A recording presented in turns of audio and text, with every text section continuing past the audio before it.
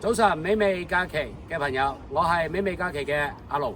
今日咧帶到大家咧嚟到我哋嘅世界自然遺產啦、世界地質公園啦，仲有我哋國家首批嘅5A 級景區廬山。各位，廬山咧曾經有一句説話係咁講嘅，我哋叫做雲霄雨際，彩徹區明，落霞與孤鶩齊飛，秋水共長天一色。咁今日咧就跟住我哋美味假期睇一睇我哋廬山有啲乜嘢玩啦。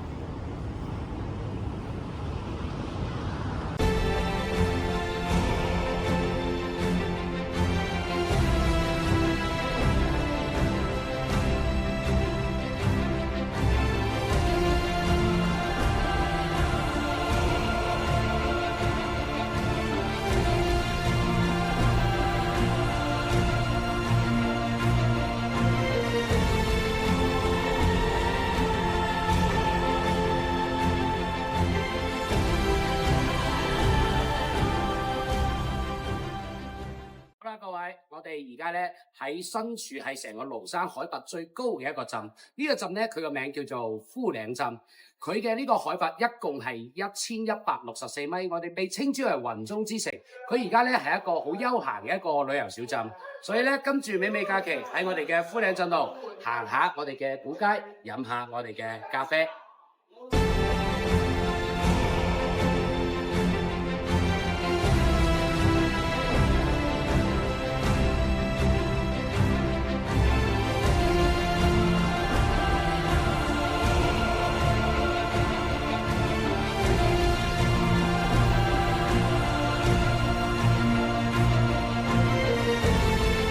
好啦，各位美味假嘅朋友，夫嶺鎮嚟講嘅話咧，可以講係一個非常之好笑嘅一個故事仔。咁呢個故事嚟講嘅話咧，係1886年咧，我哋嘅英國循道會嘅傳教士李德立咧，係嚟到咗我哋嘅呢一個箍牛嶺呢個位置嘅。咁當其時咧嚟到呢度咧，見咗一個避暑山莊，覺得呢度哇，咦，四季分明，非常之舒適，所以咧就用咗一句英文叫做 cooling 啊。咁所以咧喺